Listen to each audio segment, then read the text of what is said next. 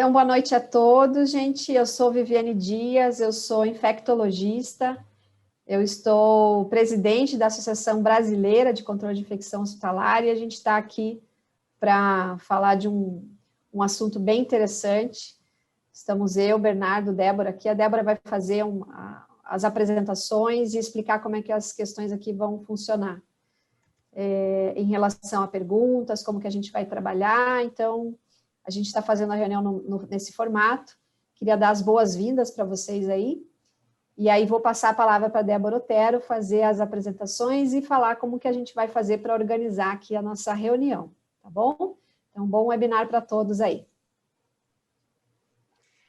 Boa noite a todos. Quero agradecer o interesse de todos de participar no mais um webinar da ABIH. Gostaria de agradecer a doutora Viviane e ao doutor Bernardo Monte Santos por toparem participar com essa apresentação no dia de hoje, na noite de hoje. Só algumas informações. A gente gostaria de pedir para todo mundo que estiver assistindo o webinar deixar a câmera e o microfone desligado, tá? Para poder deixar mais leve a transmissão, para não ter nenhum tipo de congelamento de imagem. As perguntas vocês podem mandar pelo chat do Zoom. Quem tiver anotar vai selecionar e vai repassar ao final das duas apresentações para os nossos palestrantes, para a gente poder fazer uma discussão sobre o assunto de hoje, tá? Então, o tema de hoje do webinar da ABIH é variantes da Covid-19, descomplicando conceitos e impacto na prática. A gente vai ter uma breve apresentação da doutora Viviane de Carvalho Hessel Dias, como ela disse, presidente da ABIH no momento, e em seguida uma apresentação falando mais especificamente das variantes do doutor Bernardo Monte Santos de Almeida, que é infectologista do Serviço de Vigilância Epidemiológica Hospitalar do Complexo Hospital de Clínicas. Obrigada a todos por estarem aqui. Obrigada, Bernardo. Obrigada, Viviane. Com a sua palavra, Viviane, pode começar.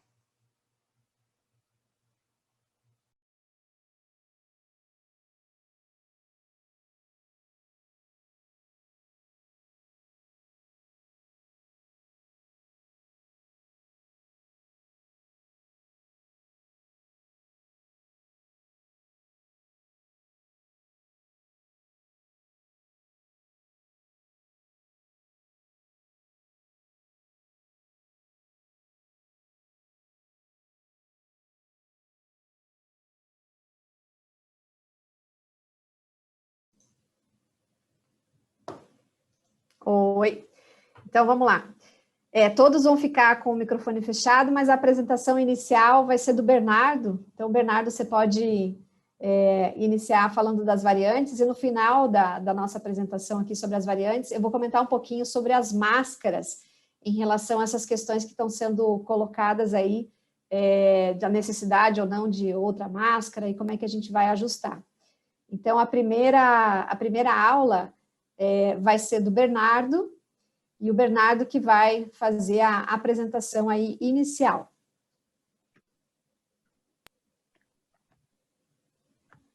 Olá, obrigado, Vivi. Tinha desligado que eu achei que você ia iniciar, mas eu já estou com tudo na mão aqui. Então, boa noite a todos. Agradecer pelo convite da ABI. É sempre uma grande oportunidade da gente discutir aí sistemas relevantes, né? E as novas variantes, estamos sentindo na pele aí o impacto, o que esperar e o que nos fez chegar até o momento atual. Creio que a tela já esteja compartilhada. Vamos lá. Bom, primeiro trazer o conceito, né, do que são variantes, tá? De uma maneira bem simples, toda mutação gera um vírus diferente daquele vírus anterior, né? Então, esses novos vírus são chamados de variantes. É um tema bastante genérico, tá? As variantes, por sua vez, elas podem formar linhagens de vírus, né? E essas linhagens vão gerando essa árvore que a gente vê aqui na tela, né? Elas vão, de acordo com as diferenças genéticas em relação aí ao vírus anterior, né, que precedeu, né, essa nova linhagem, ela vai gerando aí novos grupos de vírus e até ao passo aí ao longo de novas gerações de linhagens. O que a gente tem até o momento, tá? Esse gráfico traz mais ou menos o ritmo de mutações que ocorrem para o SARS-CoV-2. É um ritmo que é esperado, tá, para outros coronavírus e outros vírus respiratórios. É um ritmo, se for comparar com o influenza, é até mais lento, tá, que o influenza, mas a gente vai ver que tem alguns fatores que podem acelerar esse processo ou frear esse processo, tá? Bom, então todas as mutações geram aí novas variantes, né, que como grupo surgem-se as linhagens. A grande maioria das mutações que geram variantes e linhagens, elas não têm repercussão prática, né? Ela tem uma alteração genética, mas que, do ponto de vista clínico, de transmissibilidade, epidemiológico, ela não tem diferença, né? Vai ter as mesmas características. Porém, algumas mutações podem trazer benefícios para o vírus. Isso acaba induzindo a chamada pressão seletiva, o que faz com que esse vírus passe a aumentar proporcionalmente de casos naquele local. Então, se você tem alguma mutação que confere essa vantagem adaptativa para o vírus, ela vai se sobressair em relação aos demais vírus e vai dominar aquele local. E, geralmente, o fato dela ter essa adaptação mais facilitada acaba tendo alguma repercussão clínica ou epidemiológica. Tá? E formam-se esses grupos, né? São as chamadas variantes de interesse, variantes de preocupação e variantes de grandes consequências. Isso é numa escala na medida em que se confirma, né, a repercussão daquela nova linhagem, ela vai mudando de classificação, né? Então, aqui só um exemplo, né, do que a gente já tem de variantes. A gente tem dois grandes grupos principais, o A e o B, mas se você for ver, elas vão se subdividindo até chegar ao ponto de a gente tem até o Z já, né? O P1 aqui do Brasil, né, já é um exemplo que até o P tem várias variantes aí até chegar nesse ponto, e a gente até já passou para o A, AB, AC, né? Então, para a gente ver como surgem novas variantes com uma frequência bastante alta, mas nem todas elas são relevantes, como já foi dito. O que faz aí uma mutação aí ocorrer com maior ou menor frequência? Tem duas variáveis principais que levam a isso. Um é a quantidade de vírus.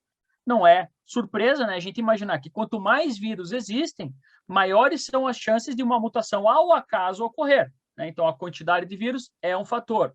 O segundo é a pressão seletiva, né? Um fator que confere pressão seletiva importante é a imunidade da população, né? Então, a imunidade ela pode ser adquirida ou por infecção pelo vírus, que é infecção ativa, ou por vacinação. Se a gente está numa zona intermediária, que não é o suficiente aí para frear a circulação viral, a gente tem essas duas variáveis em conjunto, então uma grande quantidade de vírus, junto com uma certa pressão seletiva. Aqui no Brasil, a maior parte dos imunes são por infecção ativa, a gente acaba tendo uma bomba relógio que propicia o surgimento dessas novas mutações. Como mitigar isso? Seria ficar o mínimo de tempo possível sobre essa pressão seletiva. Então, a gente fazer a vacinação rápida, por exemplo, seria uma forma, né, de minimizar esse tempo, ou alguma forma que reduza a circulação viral de uma maneira importante, não necessariamente com imunidade, mas com outros fatores que reduzem a transmissibilidade. Bom, quais são as repercussões de linhagens de interesse, de variantes de interesse? São 8 pontos principais, né? Depois a gente vai resumir numa forma simplificada, mas rapidamente. A letalidade, óbvio, a transmissibilidade, capacidade de reinfecção, o escape do sistema imune, que tem aí uma relação, né, com o anterior, né? Isso com possível repercussão vacinal, inclusive, de perda de eficácia. Escape aí a anticorpos monoclonais, o aumento no risco de repercussões pós-Covid, como o long Covid também é classificado aqui, né, como característica de interesse, aumento no risco de síndrome inflamatória multissistêmica, que ocorre aí de forma rara, né, em crianças, mas conforme a circulação viral aumenta, isso também passa a ser mais frequente, e a perda de eficácia a tratamentos, exceto anticorpos imunomoduladores, como, por exemplo, anti-interleucina 6, ou outras medicações, quando houver essa opção disponível. Bom, começando então por aqueles 3 grandes grupos. Primeiro, as variantes de interesse, tá? Ela tem essas características. Então, são mutações com potencial de afetar a transmissão, diagnóstico, terapia ou escape imune. Ou alguma evidência do aumento proporcional de casos ou surto em escala relevante, né? Então, quando começa a aumentar proporcionalmente aí alguma variante específica, isso passa a chamar a atenção. Ou uma expansão geográfica significativa. Esses 2 últimos fatores, eles sinalizam que deve ter algum fator novo ali, viral, que confere alguma capacidade adaptativa de vantagem em relação às variantes anteriores. Vejam que aqui não tem nada confirmado ainda, são só indícios, né, de que há um aumento da circulação de alguma variante ou alguma coisa que pode afetar uma impressão subjetiva em relação à gravidade, escape do sistema imune, né, isso classifica como variante de interesse. Essas são as variantes de interesse principais aí que a gente tem. Eu queria destacar para o P2, né, que é uma das variantes mais frequentes aqui no Brasil. Ela está disputando o terreno ali com o P1, né, que a gente tanto fala, mas o P2 a gente fala pouco. Ela tem algumas mutações preocupantes também, né, que confere uma possível perda de eficácia aí, ou escape do sistema imune quando comparado com variantes anteriores. Mas ainda é uma variante de interesse porque não há dados concretos a respeito daquelas variáveis comentadas anteriormente.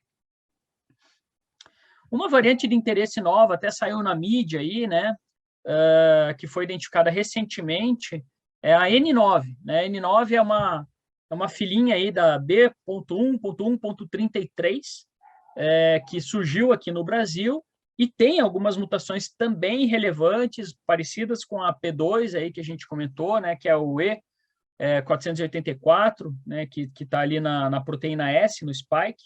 Então, pode ser que a gente tenha aí alguma variante nova, que é o N9, que possa ter repercussão, mas ainda não está claro porque não foi feito estudos epidemiológicos da real repercussão dessa variante, que é uma variante relativamente nova ainda.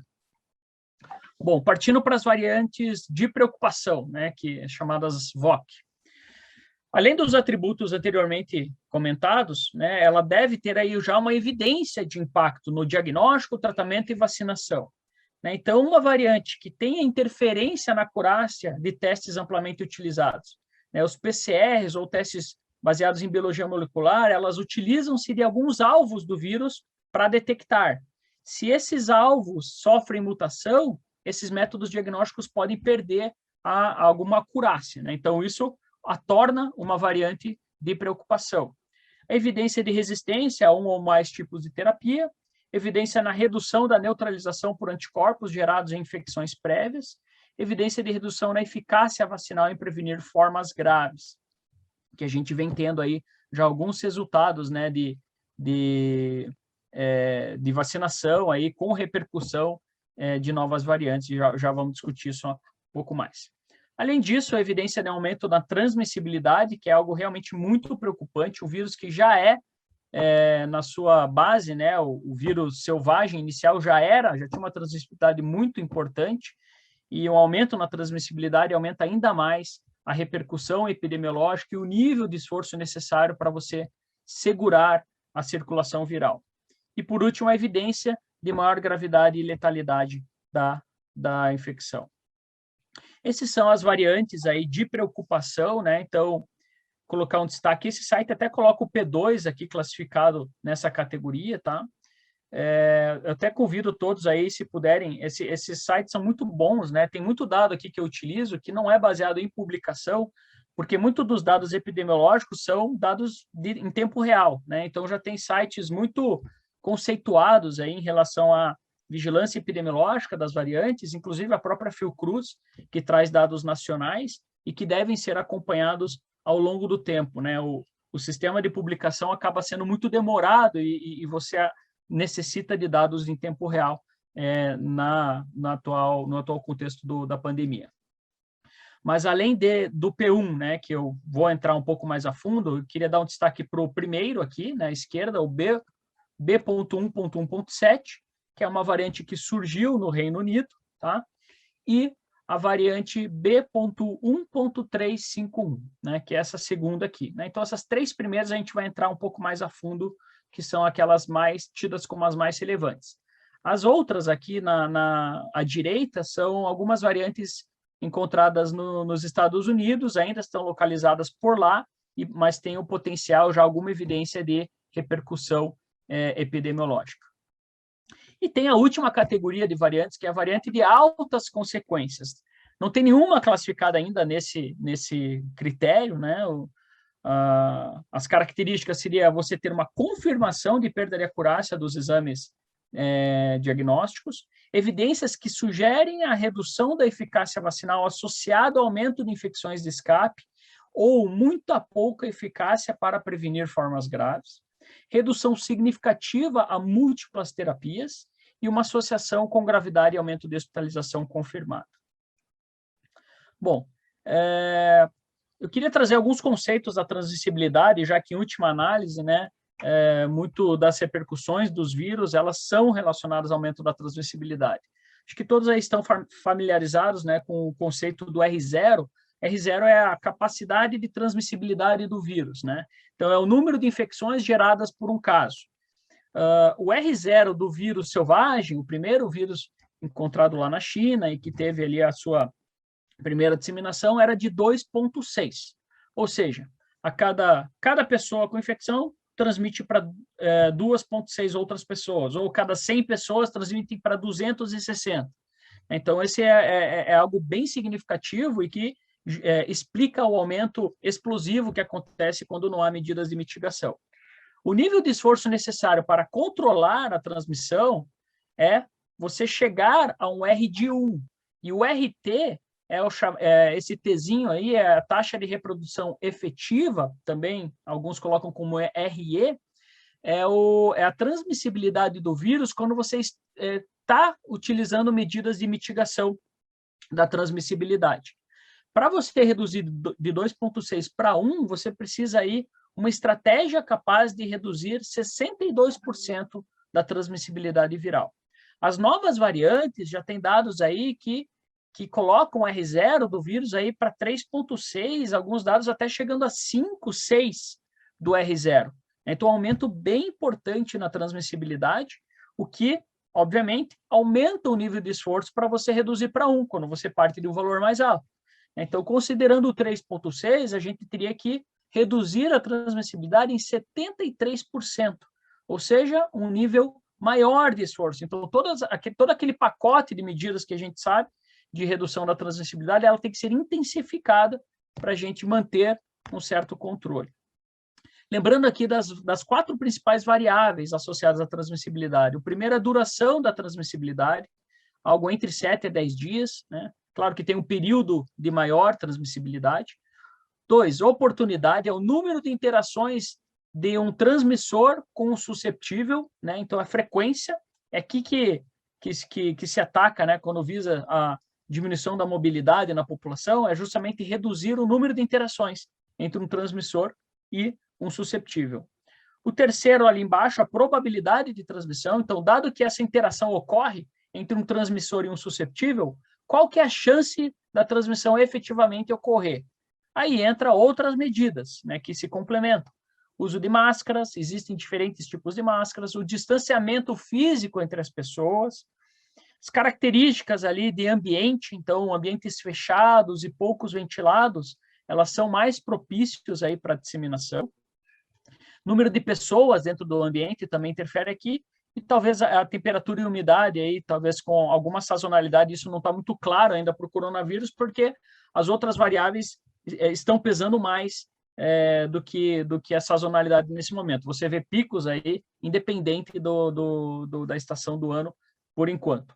E por último, que é a susceptibilidade, que tem a ver com a imunidade, né? Então, na medida em que as pessoas contraem infecção ou são vacinadas, você vai ter uma proporção cada vez maior de pessoas imunes ao vírus.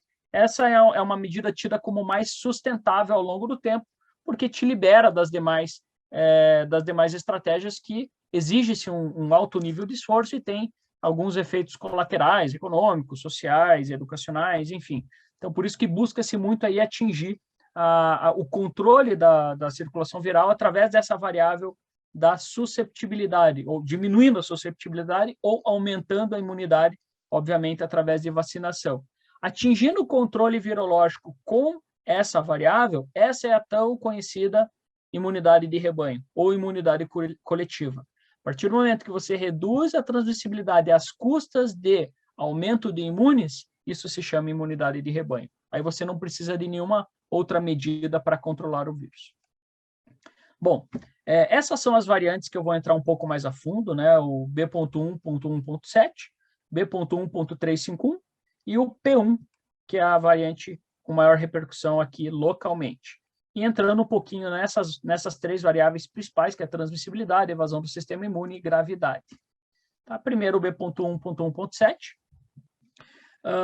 Já há dados aí bastante claros em relação ao aumento da transmissibilidade. O sistema de vigilância inglês é muito bom, né? Eles têm uma base de dados aí bastante robusta, né, em relação à vigilância, né? Então, eles fazem inquérito sorológico aí com uma frequência bastante alta, avaliam a prevalência viral e fazem também uma vigilância de sequenciamento viral que permite eles terem uma quantidade muito boa de um N significativo para chegar a essas conclusões rapidamente.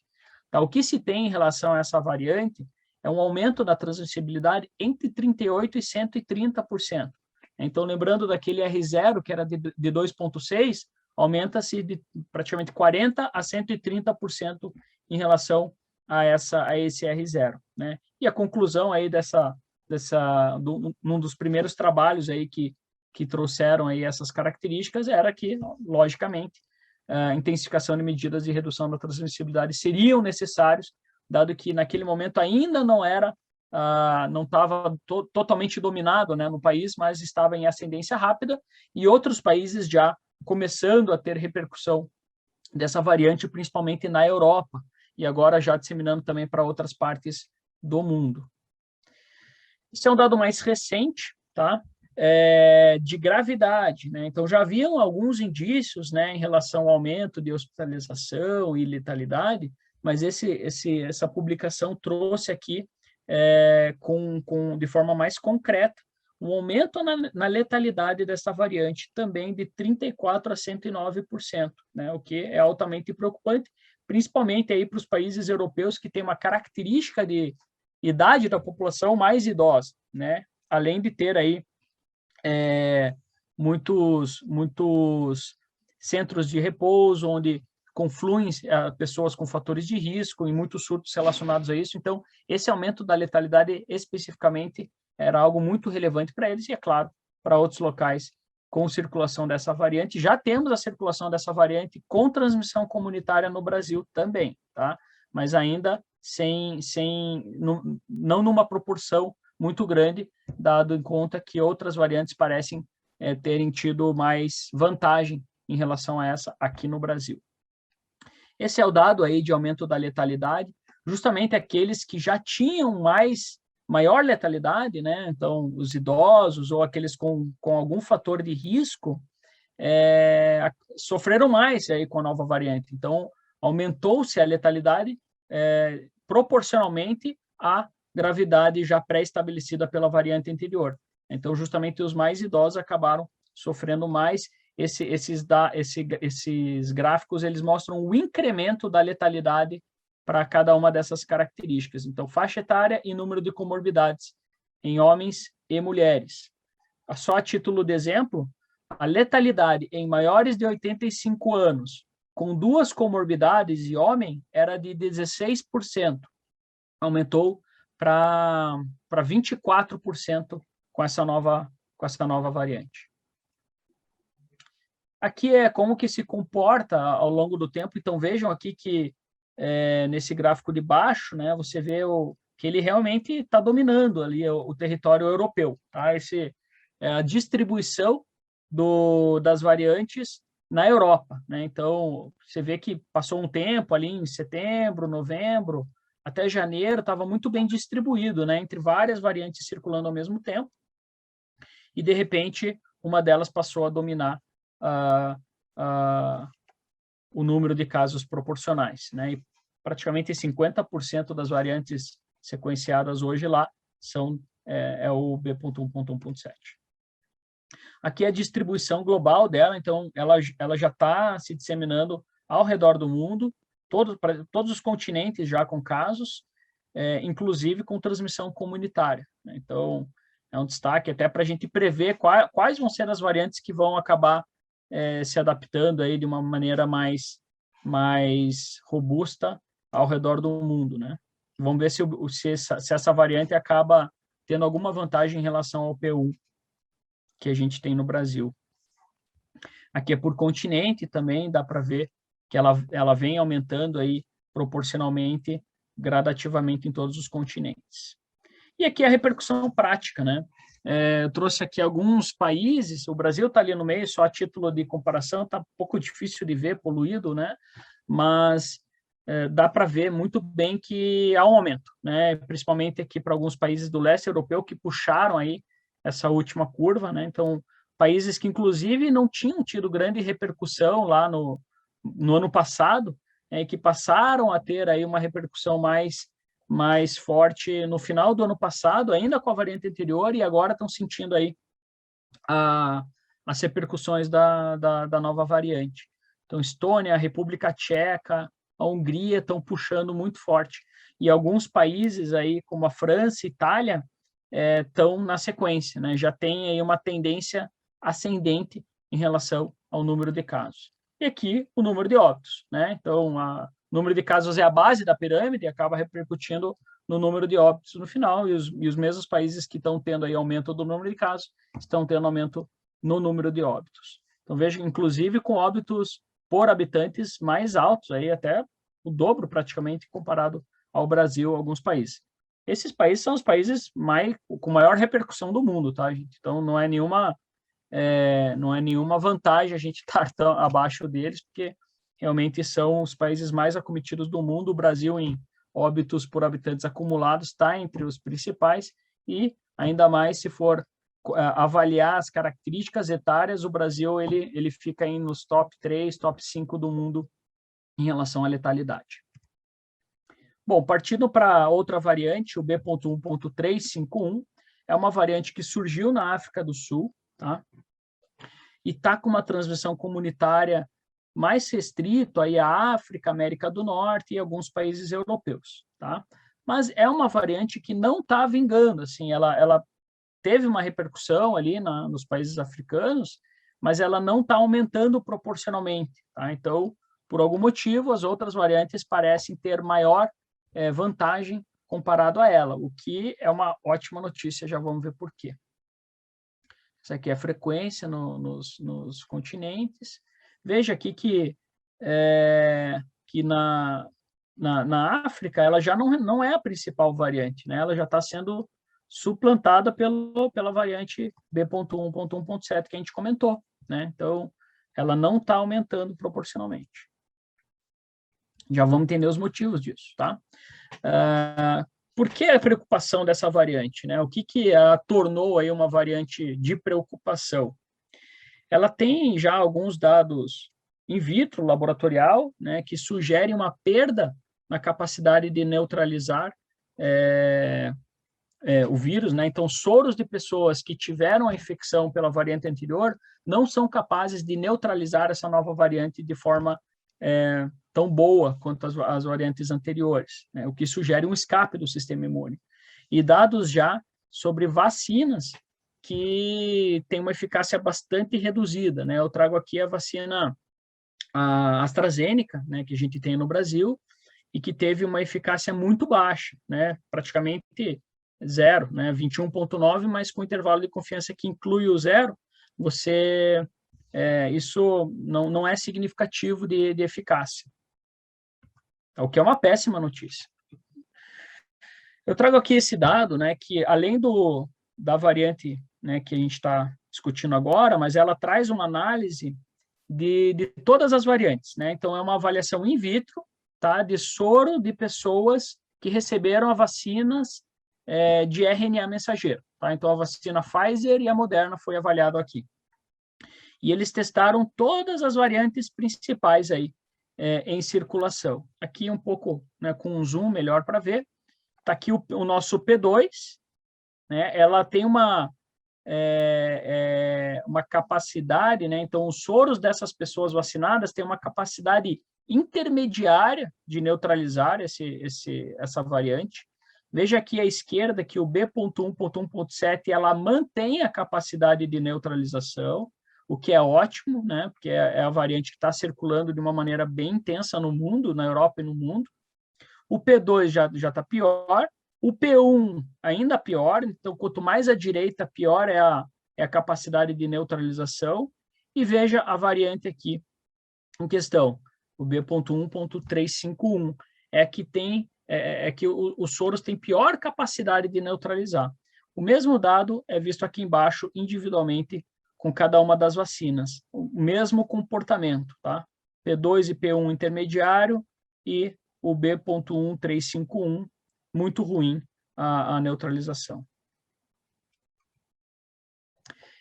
Aqui já tem uma meta-análise, né, que avaliou aí as novas variantes e as repercussões práticas disso para cada uma das vacinas, né? Então, aqui, a primeira Pfizer e a Moderna, que está nesse primeiro quadro, já com uma repercussão aí comprovada em relação a algumas das novas variantes, né? Então, por exemplo, o B.1.1.7, a vacina aqui trazendo a AstraZeneca, né, tem uma eficácia mantida, né? A gente viu ali que tem dados in vitro que sugerem a manutenção da atividade para essa variante, porém, para a variante B.1.351, já a AstraZeneca com baixíssima eficácia, né, inclusive com dados clínicos relacionados a isso, e as outras ainda não têm dados clínicos, mas há indícios de piora da performance. E as outras vacinas, tá? Eu puxo aqui para a vacina da Janssen, né, Johnson & Johnson, que é uma vacina parecida com a AstraZeneca, né, uma metodologia semelhante, ela que tem uma eficácia aí pelo estudo de fase 3 de 72%, para a variante B.1.351, a eficácia caiu, né? Caiu um pouco, ainda é uma eficácia ok, né, mas reduziu em relação ao estudo de fase 3, que eram com outras variantes, tá? Para as demais vacinas, tem muito pouco dado clínico, tá, gente? Eu até vou trazer alguns dados aqui in vitro, mas não há dados ainda clínicos que definam aí de uma maneira mais concreta essas repercussões. E antes da gente concluir, né, a AstraZeneca não adianta, ou a perda da eficácia, né, simplesmente invalida a vacina, eu só trago esse slide para relembrar que a eficácia vacinal, ela tem várias formas de se avaliar a eficácia. Os estudos de fase 3, elas avaliaram evolução para formas sintomáticas e evolução para gravidade. Mas a evolução para gravidade, o N é muito baixo, né, dos estudos clínicos. A maior precisão é para formas de infecção sintomática. Então, gravidade e óbito, a gente ainda não teve, pelo menos pelos estudos de fase 3, uma precisão da eficácia avaliada. Ainda é muito impreciso. É claro que acaba se extrapolando a eficácia de formas sintomáticas para a gravidade, mas o valor exato da eficácia não se sabe. Então, pode ser que a gente tenha boas surpresas em relação, eventualmente, a uma perda de eficácia de evoluir para formas sintomáticas, mas mantendo-se alguma eficácia melhor para formas graves ou para evoluir a óbito, né? Então, temos que aguardar e ter muita calma antes de concluir qualquer coisa, principalmente baseados em estudos in vitro. Estudos de eficácia vacinal in vitro, de relação à neutralização de anticorpos, ela é muito limitada, porque avalia somente a resposta humoral. E a gente tem que lembrar que a imunidade é muito mais complexa que isso em vivo, né? Existe a imunidade celular, existe a memória humoral também, que às vezes com baixos níveis de titulação ainda conferem uma memória, enfim, não é tão simples.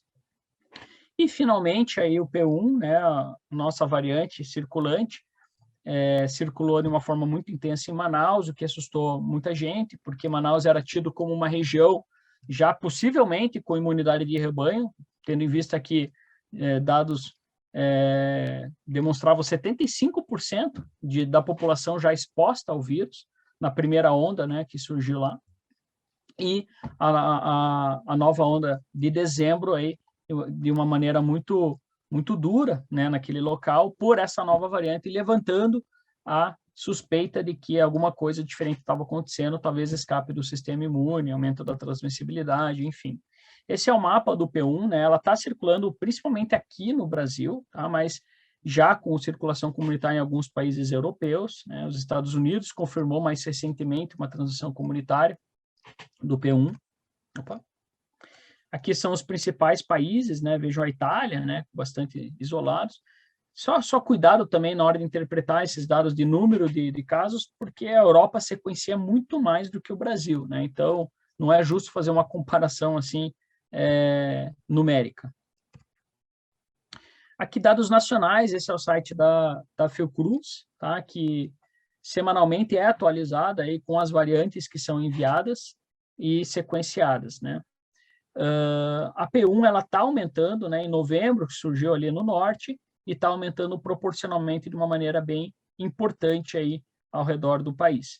E destaque aqui para o P2, né, que também surgiu ali mais para o final do ano, em setembro, e ainda corresponde a grande parcela das variantes identificadas.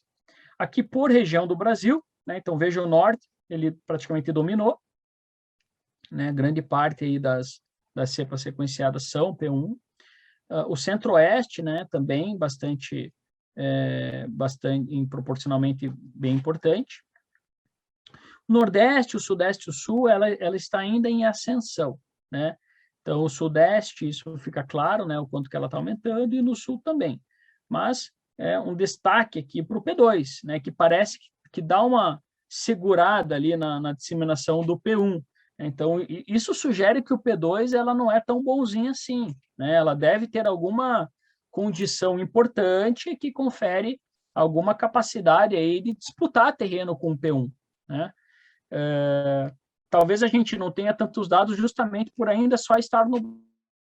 E a gente não ter aí tantos dados, uma avaliação aí mais pormenorizada aí em relação mesmo ao número de casos e características desses casos.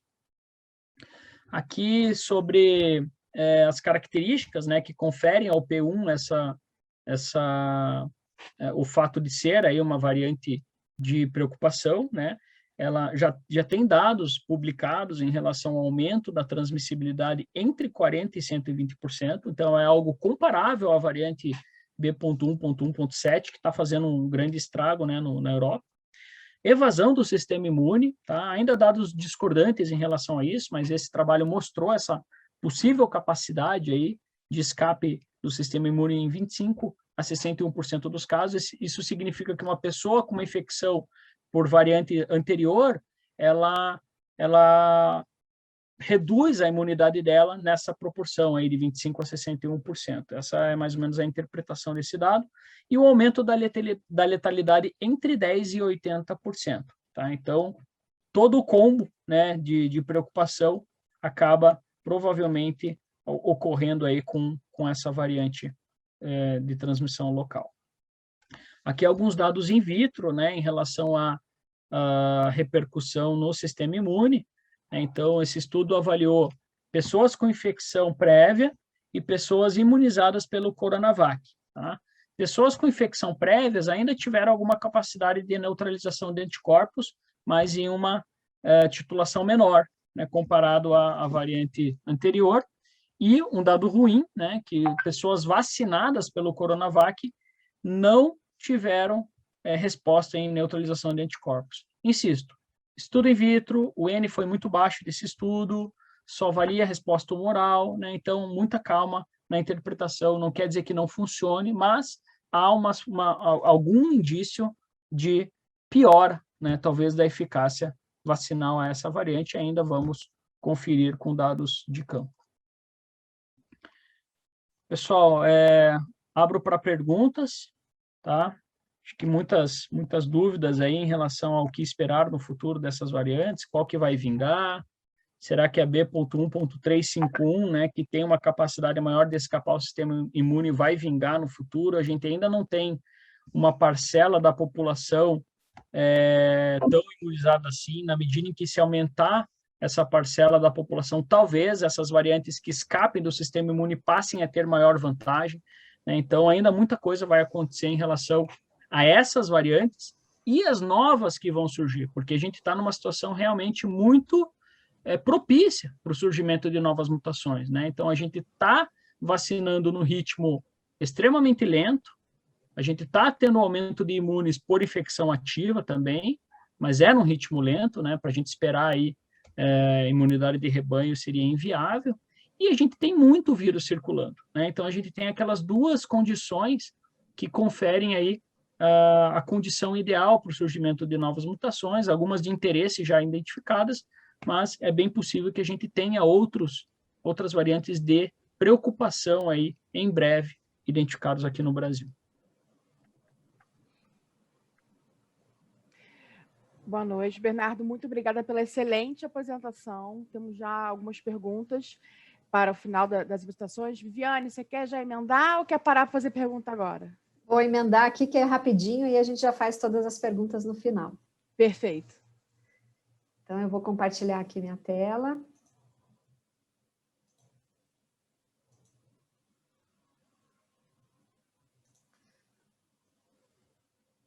Acho que vocês estão todos vendo. Então, vamos lá.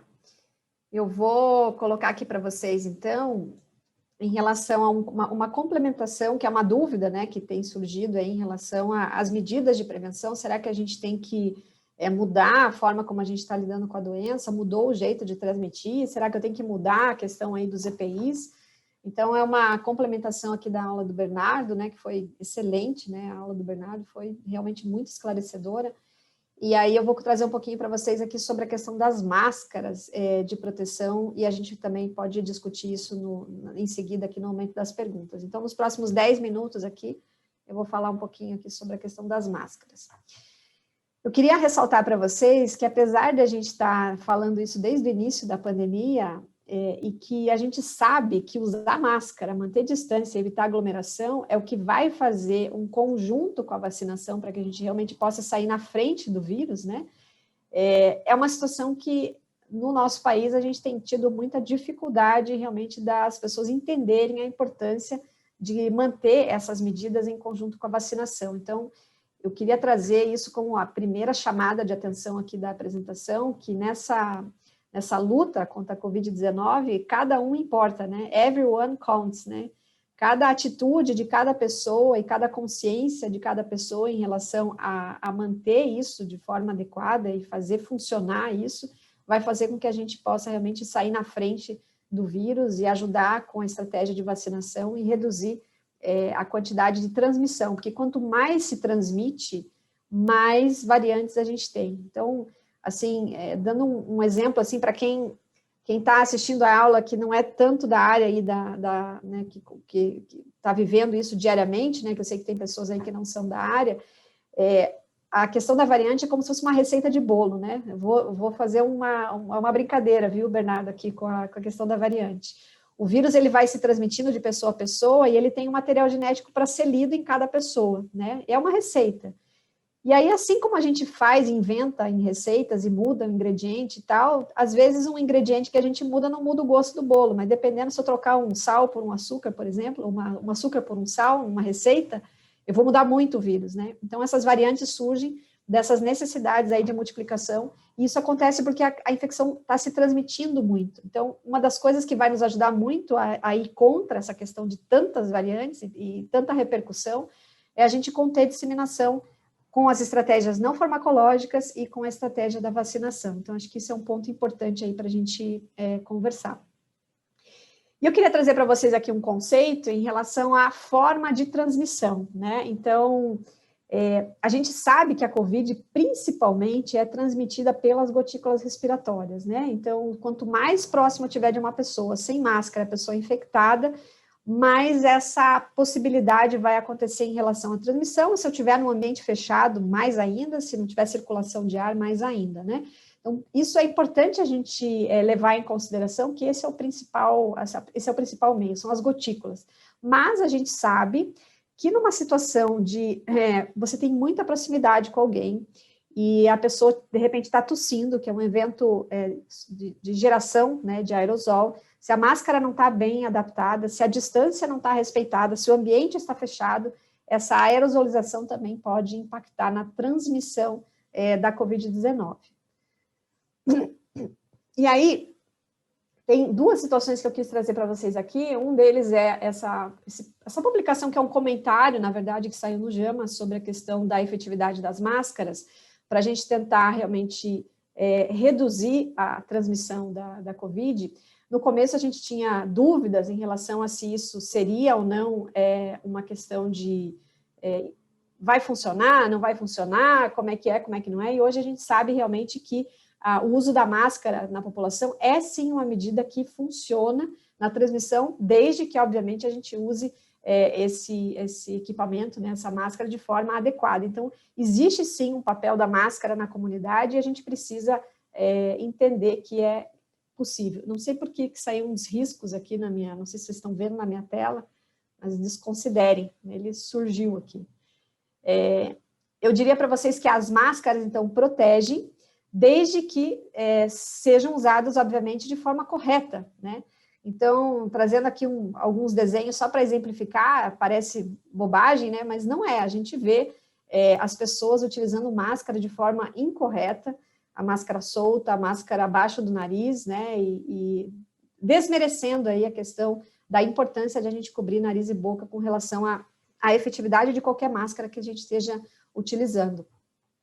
Nessas orientações, então, básicas para a utilização das máscaras, a gente sabe que ter 2 ou mais camadas é importante, então, máscaras de uma camada só não são adequadas, e isso é uma coisa que, para a gente ter tudo isso uniformizado dentro do país desse tamanho, todo mundo seguindo a regra de forma adequada, é realmente uma coisa muito complicada, né?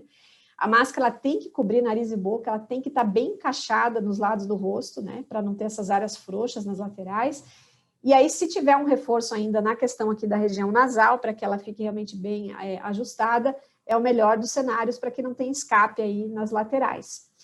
E essa utilização que a gente não deve fazer das máscaras, né, o que não é adequado, é não utilizar uma máscara realmente de um material difícil de respirar, um vinil ou uma situação realmente mais complicada, não utilizar máscara com válvulas, né, porque o que acontece com a máscara com válvula?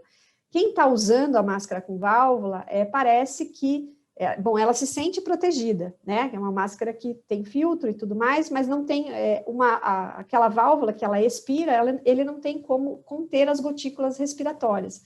Então, isso as pessoas precisam saber, né? Não dá para a gente usar uma máscara com filtro, porque daí a gotícula respiratória realmente vai ser liberada, e aí, o que acontece?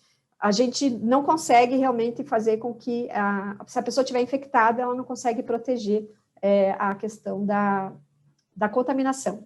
E a máscara N95 é uma máscara de uso profissional, então acho que vai ser importante a gente prestar atenção em relação a não utilizar fora do ambiente hospitalar, né?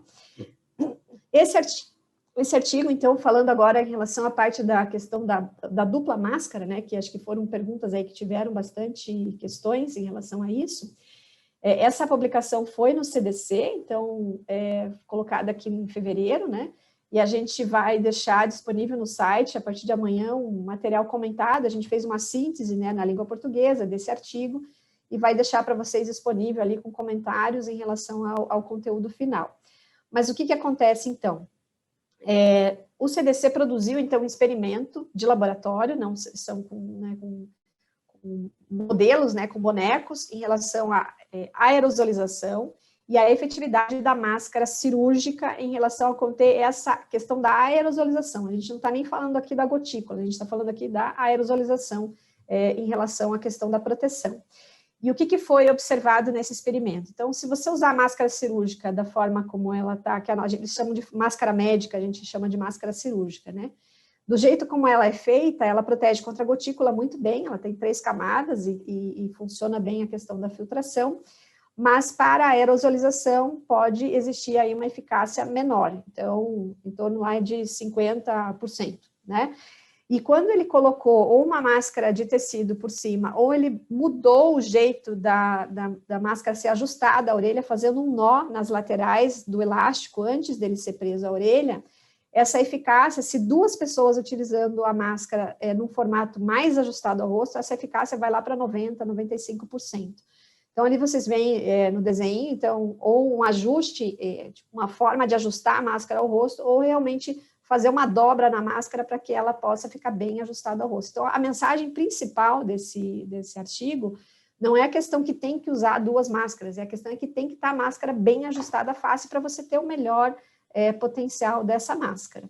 Então, o que é esse jeito de dobrar a máscara, né? Então, se você pegar uma máscara cirúrgica, eu vou pegar um modelinho aqui para mostrar para vocês, se você dobrar ela nesse formato assim, e fazer um nozinho aqui, tanto aqui desse lado antes, quanto desse aqui, antes de calçar, ela vai ficar nesse jeitinho aqui, né?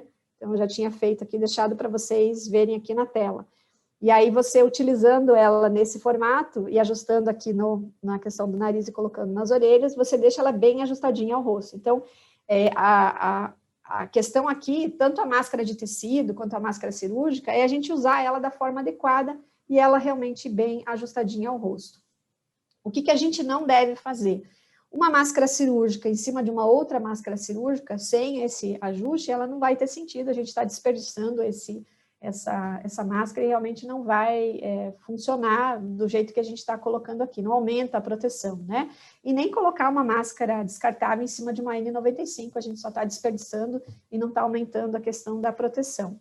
Então, a gente, no final das contas, até eu deixei aqui o artigo que a gente vai deixar publicado no site a partir de amanhã, é uma tradução comentada, uma síntese, né, comentada pela professora Érica, lá da Universidade de São Paulo, e aí, para vocês terem esse material e desmistificar um pouquinho essa questão dessa situação aí de máscara dupla. Então, o que foi colocado realmente de importância é que a máscara bem ajustada à face é uma máscara que vai fazer o seu melhor efeito em relação à proteção, e não muda muito a questão em relação das variantes. Então, a forma de transmissão da doença não modificou, né?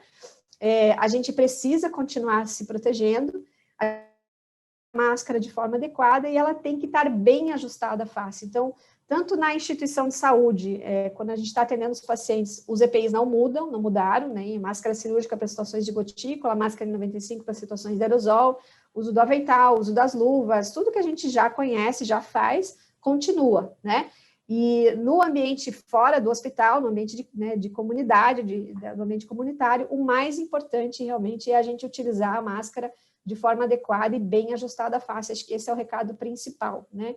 Então, resumindo aí em questão do controle, né, as variantes, elas estão aí, quanto mais a gente transmitir a doença, mais vai surgir. A gente precisa ajudar a estratégia da vacinação com a utilização das máscaras, e essas informações, elas têm que chegar na ponta para toda a população. Então, essa é o recado aí que eu trouxe para vocês. Eu vou finalizar, e aí vou deixar para vocês deixarem as perguntas pelo chat, né? E aí a Débora vai organizando aqui para a gente tentar responder. Já de antemão, agradeço para vocês todos que participaram com a gente até aqui, né? Que estão com a gente até aqui, essa finalização para o momento da discussão, e agradeço bastante a atenção de vocês, tá? Então, segue agora com a Débora para a finalização.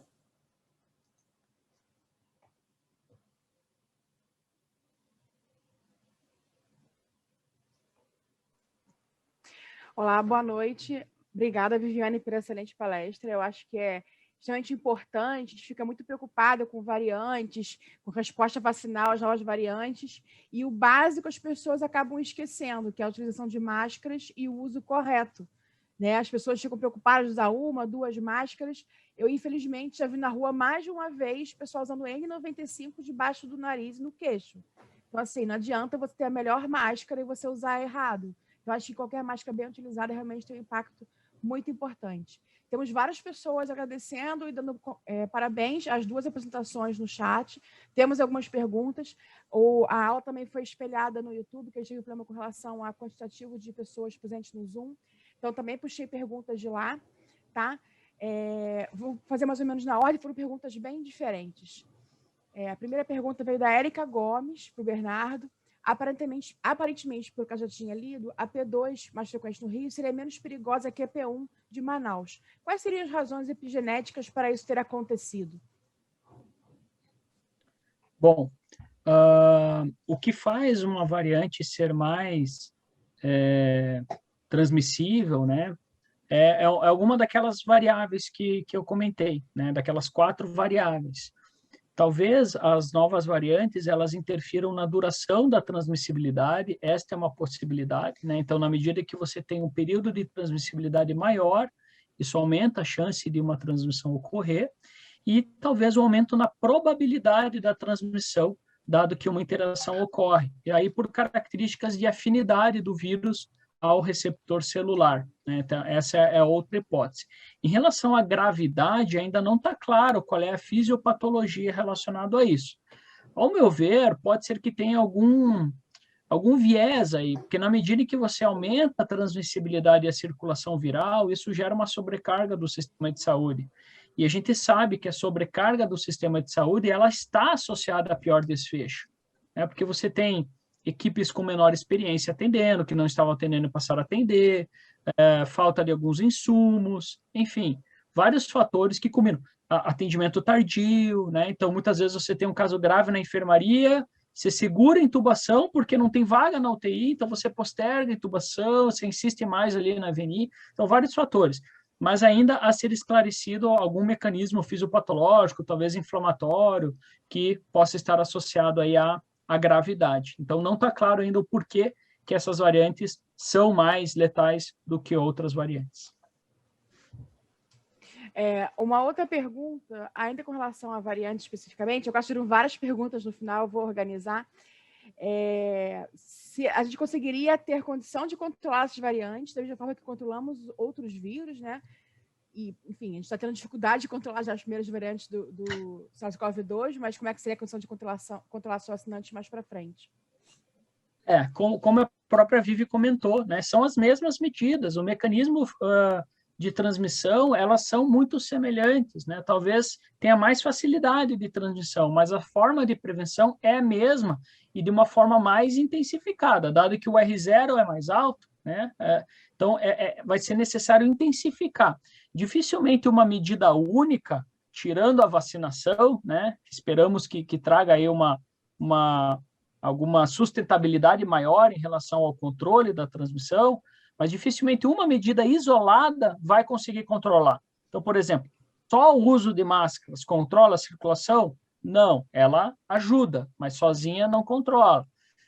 Você vai ter que associar com outras medidas, vai ter que diminuir as interações, então tira as interações que não são essenciais, as características de ambiente, então adaptação de locais, manter ambiente ventilado, regular o número de pessoas dentro de locais fechados, enfim, várias medidas que têm que ser tomadas em conjunto. A grande dificuldade é que boa parte dessas medidas, elas não são passíveis assim de um controle tão rigoroso aí no dia a dia, principalmente em períodos de calmaria. Então depende-se muito da adaptação do comportamento individual mesmo. E a gente sabe que o comportamento é cíclico, né? Então a população ela tem períodos que intensifica a adesão e períodos que relaxa a adesão. Muito o termômetro acaba sendo o sistema de saúde, né? Então o grande desafio é como manter a sustentabilidade da adesão a essas medidas, incluindo períodos de... Então, lançar mão de outras estratégias, algo que a gente deixou a desejar muito no Brasil é a questão da testagem. A gente focou muito testagem para fins diagnósticos e não para fins de rastreamento, e como uma arma de controle da transmissão. Então, vários fatores e várias ações que vão ter ou que ser intensificadas ou que ter que ser colocadas do zero mesmo, para a gente conseguir segurar ainda mais variantes mais transmissíveis. Vou pular um pouquinho para uma pergunta de máscara, depois a gente volta um pouquinho mais sobre as variantes. Tem duas perguntas que eu vou juntar, Viviane. Uma pergunta perguntando sobre a máscara KN95, que a gente chegou a ter no início da pandemia várias unidades que não conseguiam acesso à PFF2 N95, e tiveram a KN95, comentar um pouquinho sobre o problema dessa máscara. E também perguntaram sobre essa questão da amarração que você mostrou da máscara cirúrgica, se CCHs poderiam estimular e orientar, dar esse tipo de orientação em ambiente hospitalar, se vai ter alguma orientação pela Anvisa, especificamente esse tipo de abordagem da máscara cirúrgica com um nozinho próximo a ela. Eu pergunto isso, para mim também é interessante, porque eu sempre reclamei muitas pessoas cruzarem os tirantes na lateral, porque fica muito fofa a máscara. Não sei se com esse nó você consegue pular esse problema, contornar esse problema. Então, essa questão do nozinho, até essa recomendação, dentro do hospital, a gente sabe que nos locais onde geram muito aerosol e tem risco de aerosol, a gente não vai estar com essa, né? A gente vai estar com a N95, né? Então, esse é o adequado. Então, não é necessário a gente sair mudando tudo, não precisam, né, se colocar nessa situação. Mas numa situação em que essa máscara médica estiver sendo utilizada fora do ambiente do hospital, né, que eventualmente pode acontecer, e aí a questão de você usar ela tentando se proteger de aerossóis também, não só de gotícula, porque ela é tranquila para se proteger de gotícula se eu estou usando a máscara cirúrgica e eu tenho a distância de outra pessoa. Então, não há problema, né? Mas os escapes na lateral, se a pessoa estiver infectada ou se ela for tossir, né? Essa sobra, na verdade, para a gente poder melhorar, você tem que pôr ela para dentro do nozinho daí, né? Em vez de você só virar o elástico para poder colocar, você dando o nó e colocando a sobra para dentro do nó, na hora que você veste ela, eu vou colocar aqui para vocês verem. Você ajusta na face aqui, ela fica bem ajustadinha, não fica aquela coisa para fora aqui, saindo escape de ar. É só para facilitar o ajuste. Então, não é que tem que ser uma coisa que tem que sair todo mundo fazendo, mas a gente sabe que se não tiver escape, vai ser melhor ainda, né? Se a gente tiver, principalmente numa situação de ambiente mais fechado, ou tiver numa situação mais próxima, e ela acaba ajudando também, aumentando um pouquinho a eficácia. Então, não é uma situação que está oficialmente recomendada pela Anvisa, como quem colocou ali na pergunta. Essa é uma recomendação que está lá no site do CDC, para alguma situação de ajuste da máscara. A gente pode utilizar, eventualmente, não vai ter problema, né, em relação a isso, mas não que entre com uma regulamentação. É mais uma situação para a gente se entender que não é a filtragem da máscara que está com problema, que você tem que usar 2, 3, 4 máscaras uma em cima da outra. É isso que eu quis trazer para vocês, né? Não adianta eu trazer 2, 3 cirúrgicas uma em cima da outra. Não é isso. Não é a filtragem, né? É o jeito que a gente usa. E as pessoas, às vezes, usam a máscara, gente, de verdade, elas usam aqui, né? A pessoa põe a máscara e fica falando com ela aqui, ou ela anda com ela no queixo aqui, ou pendurada, e é verdade, a gente vê isso. Então, mas essa é a questão, é usar a máscara certo, é usar a máscara bem ajustadinha, ou máscara mesmo de tecido, que o pessoal utiliza muito frouxa, o tempo todo está caindo do rosto, então, acho que não é a questão aqui. Das máscaras em relação a marcas e tudo mais, e problemas que a gente tem aí com as máscaras, em momentos, situação de pandemia, quando a coisa realmente está com escassez de EPIs, aquela coisa toda, surgem coisas que, às vezes, a gente na CCH tem que validar e tem que tentar restringir ao máximo aquilo que não está sendo realmente adequado para aquela situação. Se a máscara é N95, tem a filtragem adequada e a gente consegue utilizar dentro da instituição para aerosol, é essa que a gente vai utilizar e não precisa inventar moda, né? Não tem que usar a máscara por cima, não tem que usar a questão da outra marca. Eu não sei, porque eu não tive tanta contato de ter necessidade de usar essa outra máscara K, N95, né? Se a Débora ou o Bernardo tiverem informação dela, mas eu não consigo trazer para vocês aqui nenhuma outra informação a mais. Então, Vivi, é que foi tanta coisa que aconteceu esse ano que fica até difícil de conseguir lembrar todas as informações. Mas eu lembro que na época a gente chegou a ter um questionamento com relação à eficácia da KN95. Ela não chegava ao nível de filtração da PFF2, né? Porque a N95 é uma nomenclatura americana que a gente usa no Brasil. Então a marca não é que seja uma máscara N95, a marca é KN95. Ela não seria equivalente à PFF2, mas sim à PFF1. Então ela não poderia ser utilizada em ambiente para controle de aerossol. Em algumas unidades do Rio de Janeiro, que a gente teve muito dessa máscara, a gente acabou utilizando ela no lugar da máscara cirúrgica, até para ser reutilizada, porque ela pode ser reacondicionada como a máscara N95 ou PFF2, muitas vezes a gente tem reutilizando, né? Ela é mais fácil, você consegue reutilizar, que você não consegue com a cirúrgica, mas ela não tem a filtragem equivalente da PFF2, por isso que ela não pode ser utilizada em situação de aerossol. O nome engana a gente, mas ela não pode ser utilizada em situação de aerossol, a gente usava ela como equivalente da máscara cirúrgica.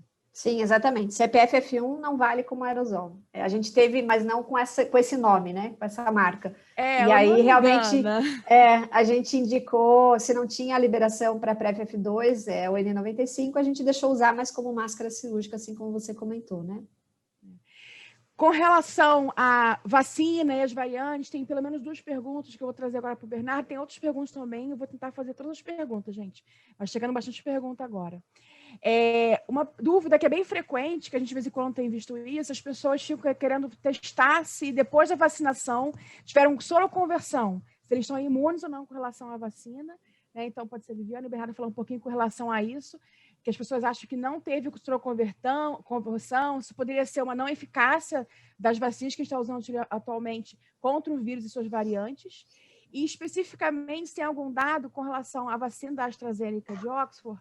O Bernardo mostrou um artigo que falava das variantes B1.351 e B.1.1.7. Mas tem alguma informação com relação a P1 ou P2? Eu acredito que não. São essas 2 perguntas. Bom, em relação a teste, realmente não há uma recomendação, né, de se fazer controle, né, de sorologia e pós-vacina, tá? Até porque é um tanto complexo, né, tem diferentes tipos de teste no mercado que cruzam com diferentes tipos de antígeno, né? Teoricamente, as vacinas de vírus vivos inativados, como o Coronavac, elas conferem aí uma resposta policlonal, né, de anticorpos. Então, deveria cruzar ali com qualquer antígeno presente em esses sorológicos. Mas, ainda assim, o nível de titulação pode não ser um nível detectado pelos testes, né? Então, ocorrem falsos negativos. Não quer dizer que a pessoa não soroconverteu, ou, na verdade, não quer dizer que a pessoa não está imune por conta de uma não soroconversão detectada pelo teste laboratorial. Então, muito cuidado na hora de se interpretar o resultado, tá? E principalmente quando a gente for comentar sobre outros tipos de vacina. Por exemplo, a vacina AstraZeneca ou as vacinas de RNA mensageiro, que dependem da resposta imune à proteína S, à spike. Então, tem alguns testes sorológicos que eles não buscam anticorpos contra o spike, né? São anticorpos contra outras partes do vírus, né? Então, se você fez uma vacina da AstraZeneca e testou com uma vacina que não procura anticorpos contra o spike, não vai detectar, não quer dizer que não está imune, né? Então, são informações muito detalhadas, né, que você precisaria ter em relação ao tipo do teste, ao tipo de vacina que você tomou, e mesmo assim ainda há uma certa dificuldade ao interpretar principalmente os resultados negativos, tá? Então não é nenhuma, não define que não está imune o fato do teste vir negativo. Em relação à segunda pergunta, estudo da AstraZeneca para a variante P1, né? P1 e P2, se tiver. P2 não tem, né? Eu confesso que eu não li nenhum trabalho, tá? Eu não li nenhum trabalho publicado ou pré-publicado, né? Que está na moda também. Muito cuidado com as pré-publicações, tá, gente? Mas eventualmente pode ser útil, né? Que você acaba tendo acesso a informações. Algumas delas são valiosas, a maioria é lixo, né? Mas algumas são valiosas. Então, se der para catar aí essas pérolas no meio das pré-publicações, mas eu realmente não li algum trabalho, tá? Eu li alguma coisa na mídia falando que mantém atividade, enfim, até se alguém tem alguma informação mais precisa sobre isso, mas eu realmente prefiro não colocar nada muito definidor aqui, porque realmente não li o trabalho. A gente está virando a pandemia de Covid, a pandemia das pré-publicações, do pré-print, e o que é pior, às vezes a notícia sai na mídia leiga, antes de sair no pré-print, e você já não consegue saber no que você confia.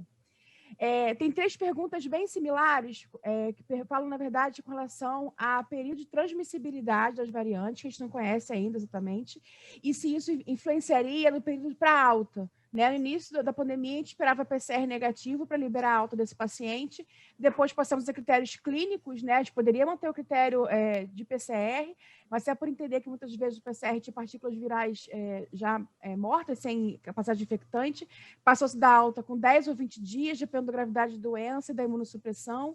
Se dentro da questão das variantes, se seria impacto nisso, qual seria o impacto?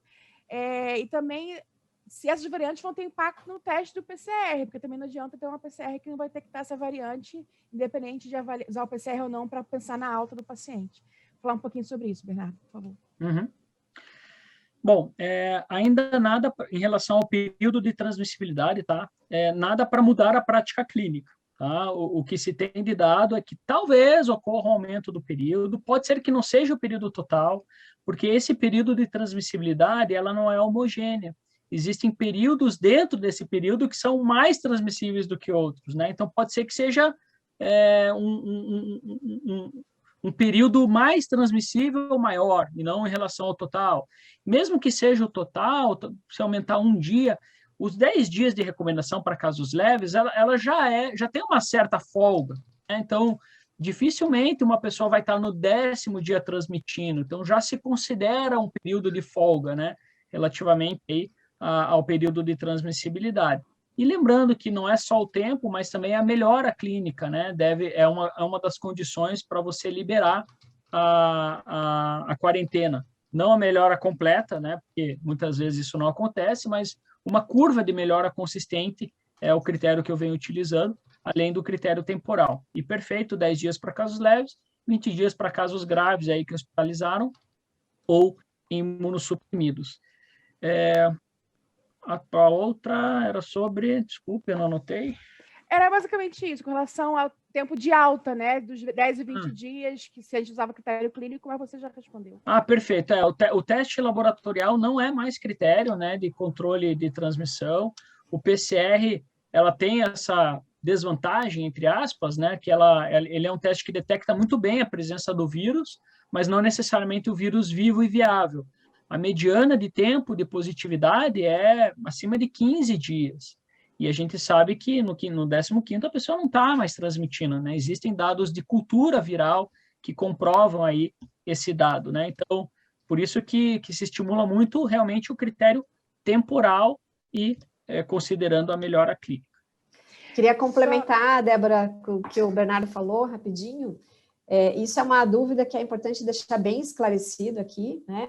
Que o PCR positivo, ele pode ser por várias semanas, né, e você não tem vírus viável, e o principal período de transmissibilidade é muito próximo ali do início da doença, assim, nos primeiros dias, né, 2, 3, 4, 5, 6 dias. Os trabalhos que fizeram cultura viral e viram transmissibilidade, principalmente em clusters familiares, se deu com transmissão, assim, no período até de 6 dias, né, que era o período, assim, a maior transmissibilidade é bem no início realmente da infecção.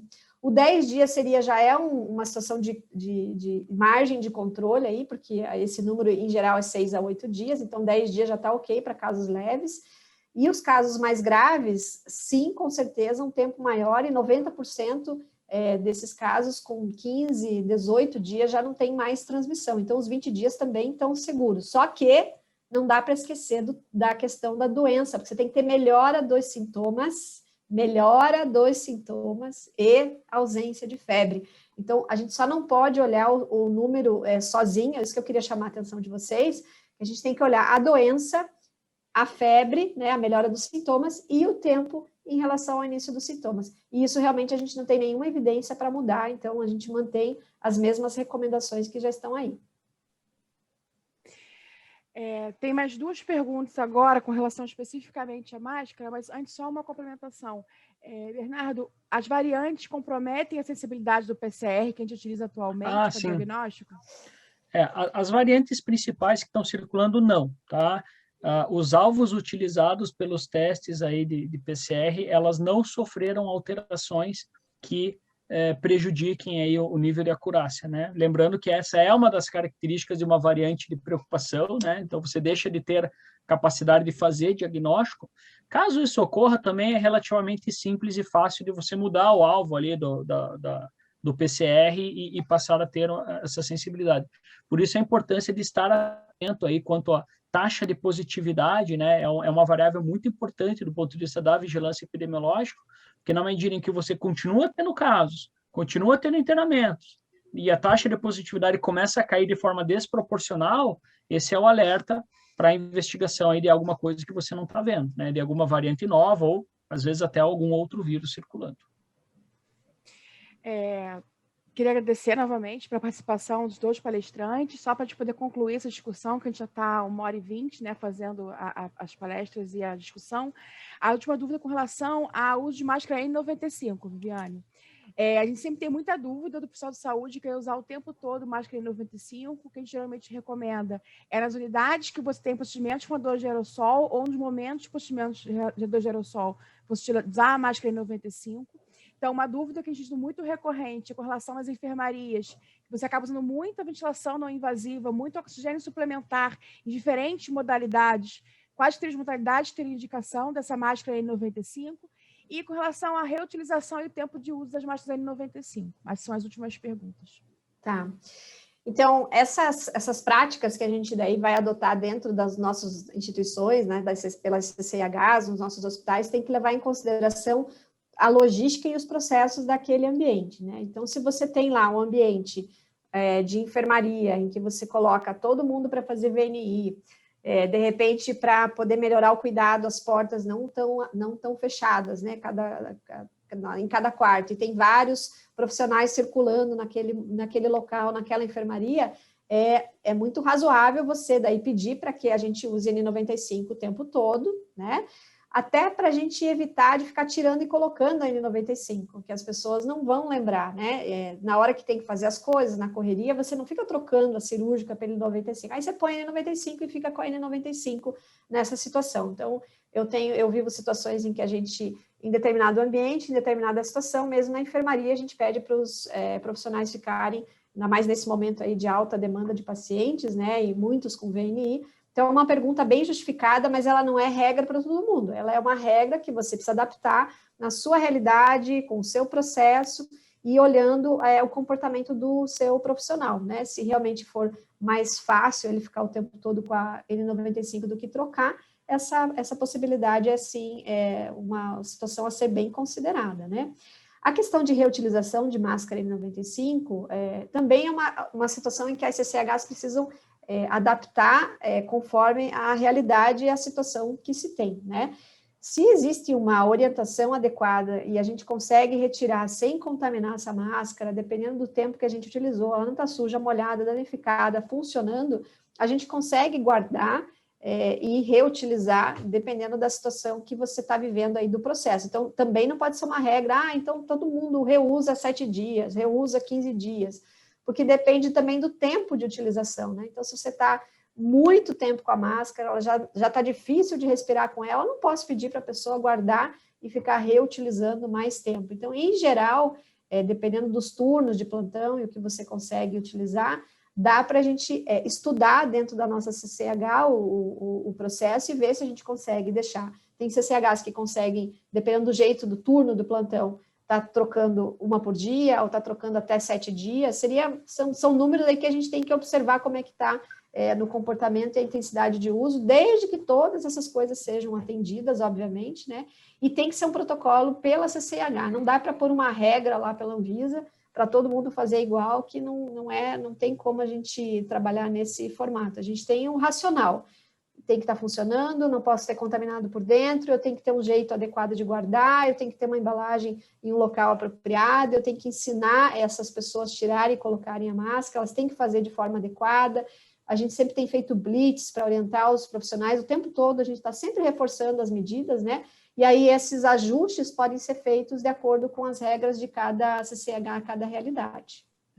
Só complementando o que a Viviane falou, isso é uma dúvida que a gente sempre passa no dia a dia com relação à utilização de máscaras.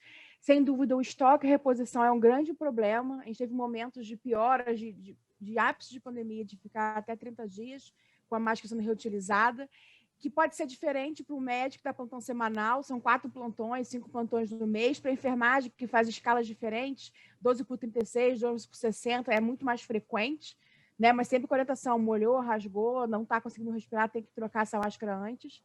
Já tive situação de ir no problema como xarifado, de faltar máscara cirúrgica, porque o controle não é tão acirrado quanto a N95, que a gente acaba usando mais N95, porque não tinha máscara cirúrgica, e também já queria diminuir o tempo de intervalo de troca da máscara N95, e não consegui, porque não tem estoque para a gente poder conseguir suprir durante todo o tempo a questão da máscara 95.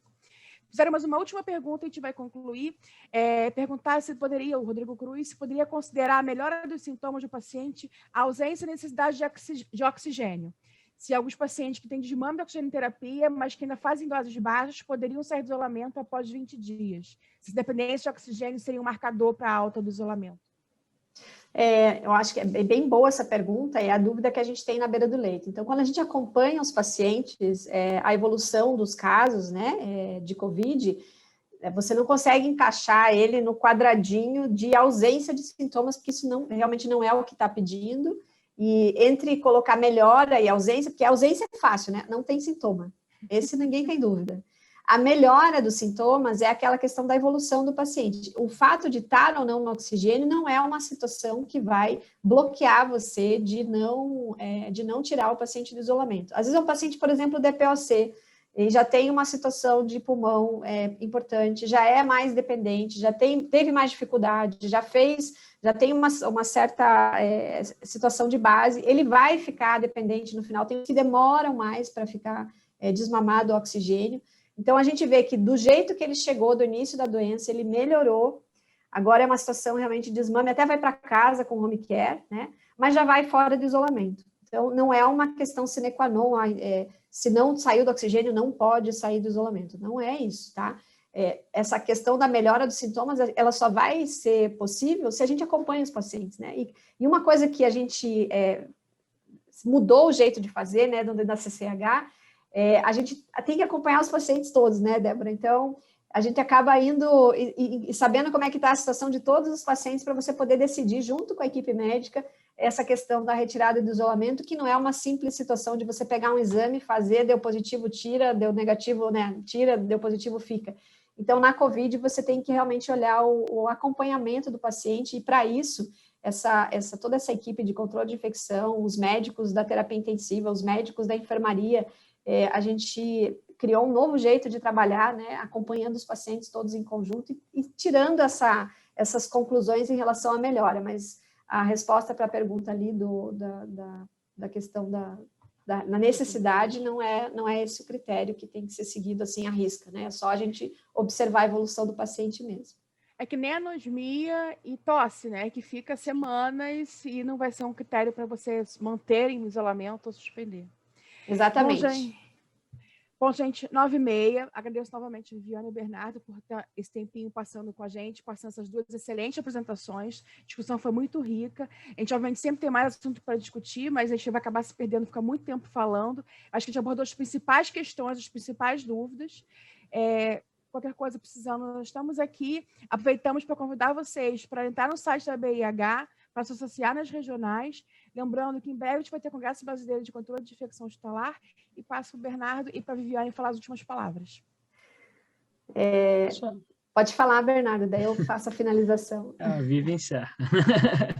Não, obrigado novamente pela oportunidade, estou sempre à disposição, né, e é muito bom a gente manter essa discussão, né, ativa, né, todo mundo aí que está acompanhando e na linha de frente, né, as informações elas surgem todos os dias, é impressionante, é difícil se manter aí up to date, né, mas por isso que é importante essas discussões e cada um vendo um pouco, né, e discutindo facilita muito aí a gente seguir pela trilha correta. Exatamente. Eu queria agradecer Bernardo, né, que gentilmente dedicou o seu tempo aí para nos trazer esse assunto que a gente está todo dia discutindo, né, sobre variantes, epidemiologia e tudo que vai acontecer e tentando prever, né, e tentando ajudar. Então, gratidão pelo seu tempo, gratidão a Débora, né, pelo tempo e pela dedicação aí de organizar as perguntas, a equipe da IDEA que nos apoia aí com as questões do site, a todos vocês que ficaram aqui conosco até agora, né, são 9h30 da noite, é um povo muito animado aí para estudar. A gente agradece muito a presença de vocês, a aula vai ficar gravada, a gente vai estar disponível, tá? A gente replicou também no YouTube, tá? Então, algumas pessoas que não conseguiram entrar no início, mas a aula vai estar no YouTube, vai estar disponível. E os slides, eu acho que eu vou deixar disponível para vocês, acho que o Bernardo também consegue deixar o PDF, né? E aí a gente vai deixar disponível lá no site da BIH. Todos os meses a gente vai estar procurando fazer algum movimento de web, até se depois nos próximos a gente vai, né, colocando aí uma programação para vocês, a Débora nos ajuda com essa parte, e eu acho que essa união nossa aqui, né, se a gente conseguir uma sementinha, que daqui saem mais, né, 10, para cada pessoa que está aqui vai conversar com mais 5, mais 10 pessoas, e a gente esclarecer e fazer realmente as coisas que tem que acontecer, a gente já está fazendo a nossa parte aí no controle da pandemia. Então, gratidão, boa noite a todos vocês, e a gente se vê na próxima webinar. Boa noite a todos. Boa noite.